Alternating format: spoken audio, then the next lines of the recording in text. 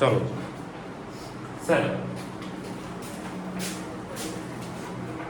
देखो भाई, cell is a building block of living organism. Cell body की सबसे छोटी यूनिट होती है, smallest unit of living organism, smallest unit of living organism. कहा जाता है कि इससे छोटे टुकड़े हम सेल के नहीं कर सकते, अगर सेल को इससे भी तोड़ दिया तो फिर लिविंग ऑर्गेनिज्म एग्जिस्ट नहीं करेगा। हाँ, सेल के अंदर इससे भी छोटे एलिमेंट पाए जाते हैं जिनको हम लोग ऑर्गेनेल्स कहते हैं, जो कि इसके फंक्शन को परफॉर्म करते हैं। सेल को पहली बार खोजा था रॉबर्ट हुक ने।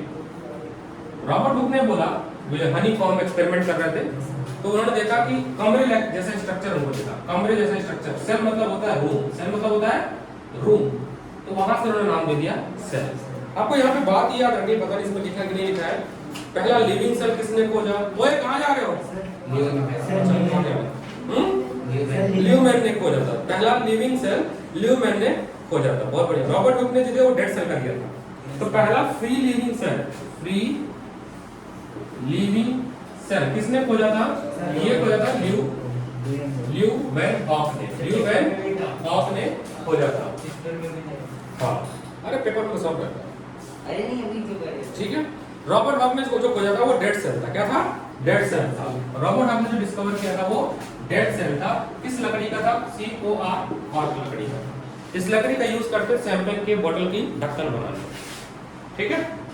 Free living cell, cell theory किसने दी थी? सेल के बारे में जो थ्योरी दी थी वो दी थी, नाम था उनका, टू बायोलॉजिस्ट नाम थे, स्पेलिंग अजीब सा है, नाम क्या सही है लिख देता हूं। ये बातें जो है, हाँ, ये ब्लू बॉक्स में, येलो बॉक्स में सारी बातें दी गई, यही है ना? इन लोगों ने सेल थ्योरी दी थी। ठीक है जी, लिख लीजिए कितनी बातें याद रखिए।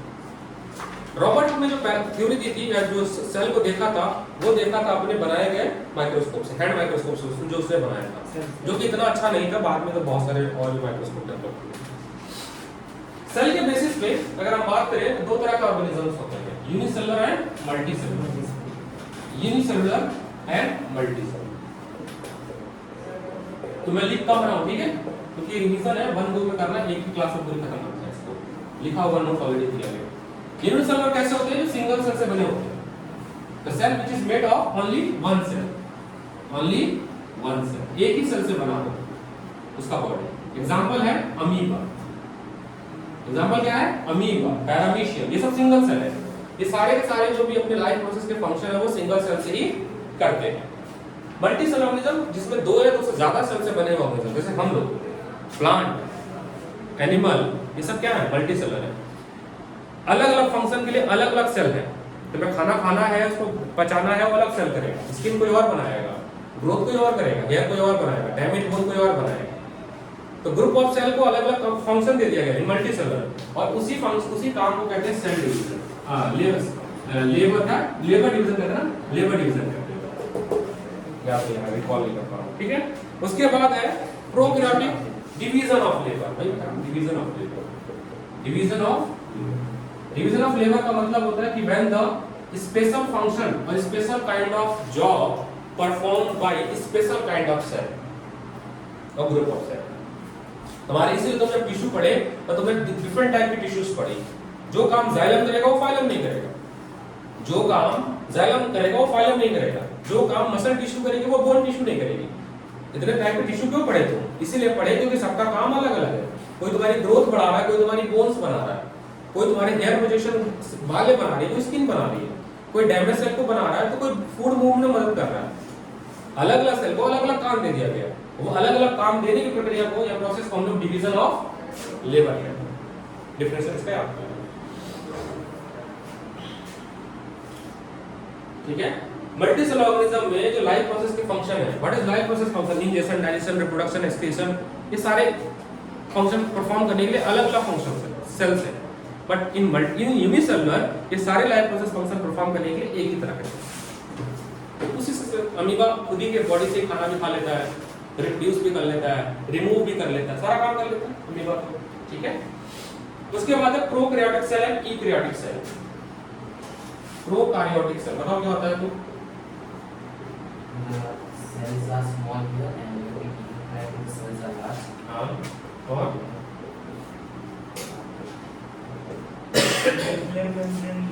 हाँ, किसी एक के पास न्यूक्लियर मेम्ब्रेन नहीं होता, किसके पास नहीं होता? देखो होगा क्या, सेल में ये जो न्यूक्लियस है इसके ऊपर भी एक मेम्ब्रेन होती है, उसको कहते हैं न्यूक्लियर मेम्ब्रेन। ये न्यूक्लियर मेम्ब्रेन नहीं होती है इसके अंदर। इसका मतलब न्यूक्लियस का जो सामान है वो फैल जाएगा पूरी तरह से पूरे सेल के अंदर। न्यूक्लियस के अंदर जो भी सामान है, जो उसके अंदर का लिक्विड है, जो क्रोमेटिन है, वो फैल कहाँ जाएगा? साइटोप्लाज्म में। बट यूकैरियोटिक में क्या होता है कि सेल वॉल भी होता है और न्यूक्लियस के ऊपर एक और मेम्ब्रेन होती है, न्यूक्लियर मेम्ब्रेन। क्या होती है? न्यूक्लियर मेम्ब्रेन होती है। ये डिफरेंस है। प्रोकैरियोटिक में न्यूक्लियस एब्सेंट होता है, इसमें प्रेजेंट होता है। क्रोमोसोम से सिंगल है हाँ, ठीक है। ये बहुत छोटा होता है, थोड़ा बड़ा होता है साइज वाइज, ठीक है। हमारे बॉडी में साइज डिफरेंट साइज और डिफरेंट स्ट्रक्चर के सेल पाए जाते हैं, सबका अपना अपना फंक्शन है।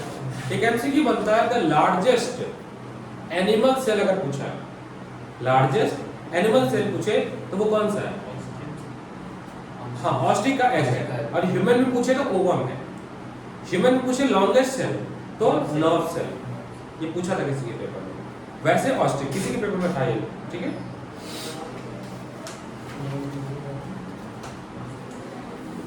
सेल के कंपोनेंट तो रफली एक स्ट्रक्चर बनाते हैं सेल का। सेल कैसा दिखता है देखो।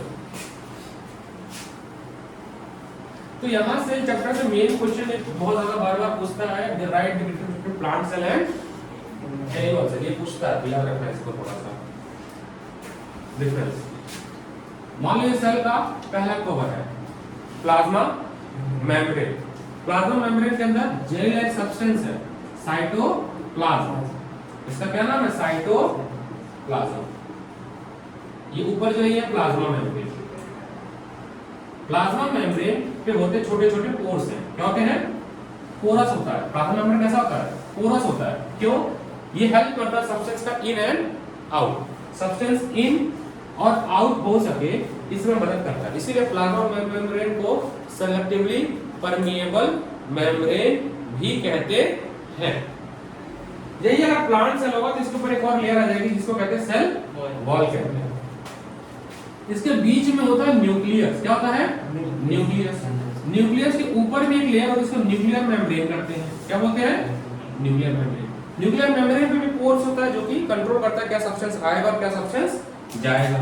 न्यूक्लियस के अंदर आपका क्रोमेटिन मटेरियल होता है। क्या होता है? क्रोमेटिन मटेरियल होता है जिसके अंदर क्या होता है? क्रोमोसोम, जिसके अंदर कैरी क्या होती है? जीन, जो क्या करता है? इंफॉर्मेशन कैरी करता है, आपके हेरिडिटी इंफॉर्मेशन, डीएनए वगैरह। सेल के अंदर और भी छोटे छोटे बहुत सी चीजें होती हैं, ठीक है, जिसको हम लोग कहते हैं माइक्रो ऑर्गेनिज्म। जैसे एंडोप्लाज्मिक रेटिकुलम, जैसे एंडोप्लाज्मिक रेटिकुलम, जैसे गोल्गी बॉडी, जैसे माइटोकॉन्ड्रिया, जैसे वैक्यूल्स, प्लास्टिड्स। ये सारे सेल से भी छोटे ऑर्गेनिजम्स हैं, ऑर्गेनिल्स हैं जो कि सेल के अंदर पाए जाते हैं और कुछ फंक्शंस परफॉर्म करते हैं। वो क्या फंक्शन है? एक एक करके हम देखते हैं। प्लांट सेल में ये वैक्यूल्स ज्यादा बड़ा होता है, लगभग 50 to 60% ऑफ वॉल्यूम कवर करता है। ये तो एनिमल सेल हो गया। इसी में प्लांट सेल करना तो एक और लेयर बनाना। ये लेयर किसकी होती है? Cell wall. और सेल वॉल किसकी बनी होती है?